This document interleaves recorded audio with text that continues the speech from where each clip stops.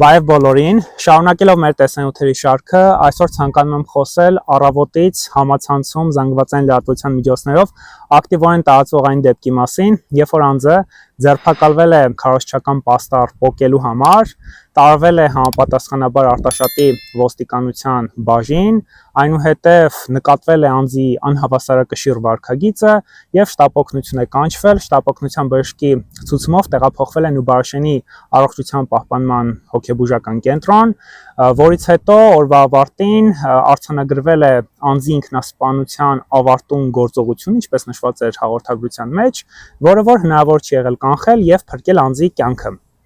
Այս դեպքի համատեքստում ես կցանկանամ անդրադառնալ որպես իրավաբանի իրավական տեսանկյունից այն փաստական հանգամանքներին, որոնք որ այս դեպքը իրականում դարձնում են արտառոց, ինչ միջազգային չափանիշներ կան, որոնք որ առերևույթության մակարդակով այս դեպքի շրջանակներում խախտվել են, այդ թվում նաև Հայաստանի ստանձնած միջազգային պարտավորությունների, մարդու իրավունքների եվրոպական դատարանի կողմից Հայաստանի դեմ նախկինում կայացված վճիռների տեսանկյունից։ Նախ եւ առաջ ամենաառաջին հանգամանքը, որը որ իրականում այս դեպքը դարձնում է արտառոց, վերաբերում է նրան, թե առհասարակ ինչ պատճառներով էր անձը ձերբակալվել,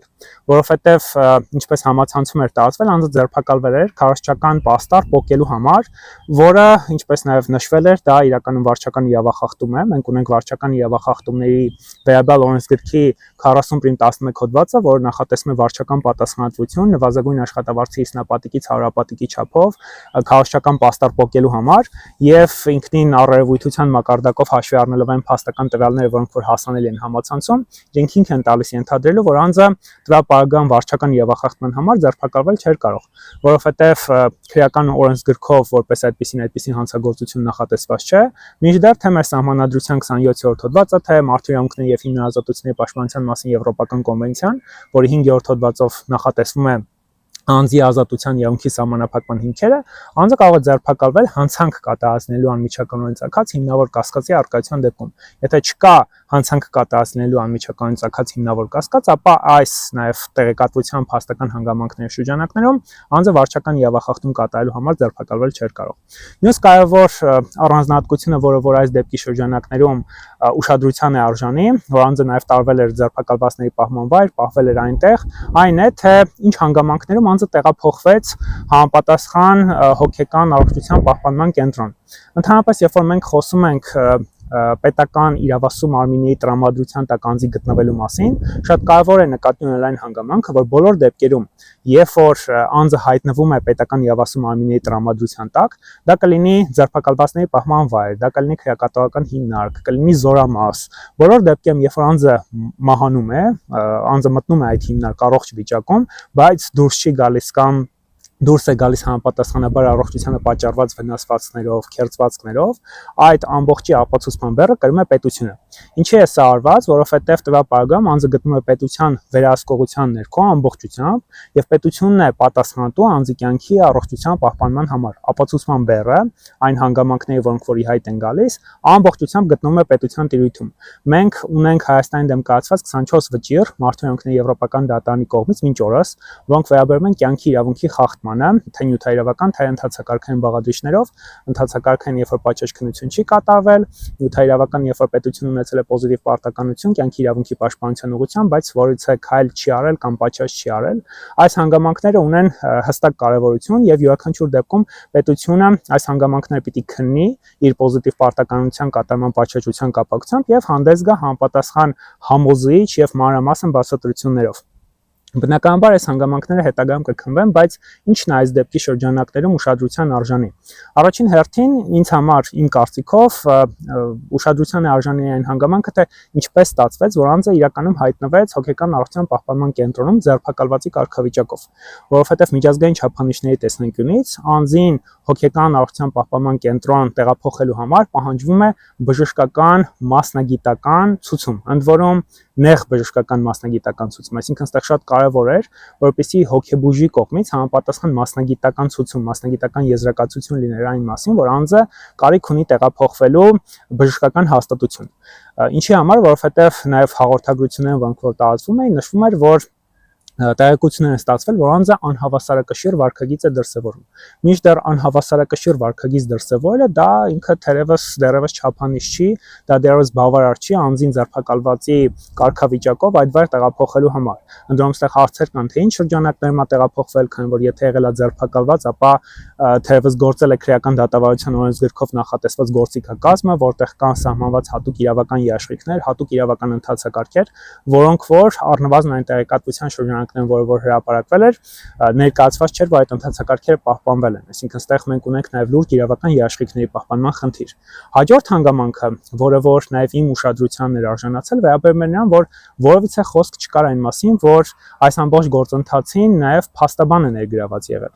որովհետև միջազգային չափանիշների տեսանկյունից CPT-ի, ԵԽ-ի կողմից նաև ընդունված, որոնք որ կան եւ գերակայում են դրանք որպես ԵԽ անդամ պետություններում, որպես միջազգային ստանդարտ, այն է չափանիշը, որ բոլոր այս դեպքերում, երբ որ կա խնդիր հոգեկան առողջության պահպանման հարցի առումով, որ առնվազն նաև առերևույթության մակարդակով կա կասկած, որ անձը կարող է ունենալ հոգեկան առողջության հետ կապված խնդիր, պետությունը պարտավոր է առաջին քայլը անելու համար նախ եւ առաջ ապահովել իրավաբանի ներգրավվածությունը, որտեղ անձը գտնվում է խոցելի վիճակում եւ այդ խոցելի վիճակը պահանջում է հատուկ վերաբերմունք, հատուկ պաշտպանության տրամադրում, մինչդեռ տվյալ փաստական հանգամանքների համատեքստում, ինչպես որ հրապարակվել էր, տեղեկություն չկար փաստաբանի ներգրավման վերաբերյալ։ Թեև նաեւ ժամային առումով, եթե մենք համադրություն ենք անում, տեսնում ենք, որ անձը առնվազն 6 ժամից ավել է արգելանքի տակ գտնվել, մինչդեռ մեր օրենսդրությամբ նաեւ քրեական դատավարության օրենսգրքի համաձայն 6 ժամը լրանալը ինքնին հիմք է, որ պաշտպանի պարտադիր մասնակցություն ապահոver այդ անձի այդ գործի շրջանակներում եւ անձը ունենար փաստաբան։ Հետաբար սա եւս ունի ֆունդամենտալ կարևոր նշանակություն բարձելու համար, թե ինչու փաստաբան ներգրաված չի եղել, որովհետեւ փաստաբանի ներգրավումը նաեւ մարդու ինքն եվրոպական դատարանի վճիռների ուղենիշային մոտեցումների համաձայն հենց այն երաշխիքն է հասկանալու համար, թե անձի իրավունքները ինչ չափով են պաշտպանված այդ գործընթացի շրջանակներում։ Բնականաբար այդ նաեւ հայտարարության համատեքստում խնդրարույց են այն ձևակերպումները, որոնք որ վերաբերվում են օրինակ ինքնասպանություն կատարելու ավարտուն գործողություն, ինչա դա իրանից նշանակում, այն առաջացնում է բազմաթիվ հարցեր, որովհետև տվյալ պարագայում ընդ որում նաև հաղորդագրության մեջ նշվում էր հետևյալ ձևակերպումը, կարծես առողջապահության նախարարության մամուլի խոսնակն է նշել, որ ձերբակալված պացիենտը գտնվել է օրենքով սահմանված կարգով իր նկատմամբ հսկողություն է արվել։ Եթե օրենքով սահմանված կարգով հսկողություն արվել, բնականաբար այդ մահվան դեպքը տեղի չէր ունենա, սա ակնհայտ է։ Այստեղ հարցը կայում է նրանում, թե ինչ իրավական ընթացակարգով է անցել այդ անձը, որ հայտնվել է հոգեկան առողջության պահպանման կենտրոնում։ Արդյոք ի սկզբանե զնվել է հոգեբույժի նեղ մասնագետի կողմից, եղել է մասնագիտական ցուցում անձին հոգեբուժական կենտրոնում պահելու վերաբերյալ, թե չէ։ Սա ունի ֆունդամենտալ կարևոր նշանակություն եւ գործի հետագա քննության ընթացքում այս հանգամանքը պետք է պարզվի։ Մենք ունենք, ինչպես նշեցի, տեսանյութի շրջանակներում ունենք 24 վճիռ Հայաստանի դեմ կայացված կյանքի իրավունքի խախտման վերաբերյալ։ Ընդ որում այդ վճիռները վերաբերվում են տարբեր հանգամանքների, սկսած քրեակատարական հիմնարկներից, վերջացած մինչև զորամասերում մարդկանց կյանքի զրկման կապակցությամբ, այսինքն բազմաթիվ դեպքերով, որոնք որ հաղորդվել են որպես ինքնասպանության դեպքեր, մարդու իրավունքն եվրոպական դատարանի կողմից արձանագրվել է այդ դեպքերով ինչպես կյանքի իրավունքի խախտման նյութայիրավական բաղադրիչի խախտում, այնպես էլ ընթացակարգային բաղադրիչի խախտում։ Այն համատեքստում, որ պետությունն ունեցել է պոզիտիվ պարտականություն պաշտպանելու իր տրամադրության տակ գտնվող անձի կյանքը եւ ունեցել է նաեւ պոզիտիվ պարտականություն պատշաճ քննություն իրականացնելու այդ դեպքի հանգամանքների մասին։ Հանրությունը, հասարակությունը ունի իրավունք ակնկալելու մանրամասն եւ համոզիչ բացատրություններ այդ դեպքի վերաբերյալ, որտեղ այո, առաջին հաշվից առաջ է քաշվում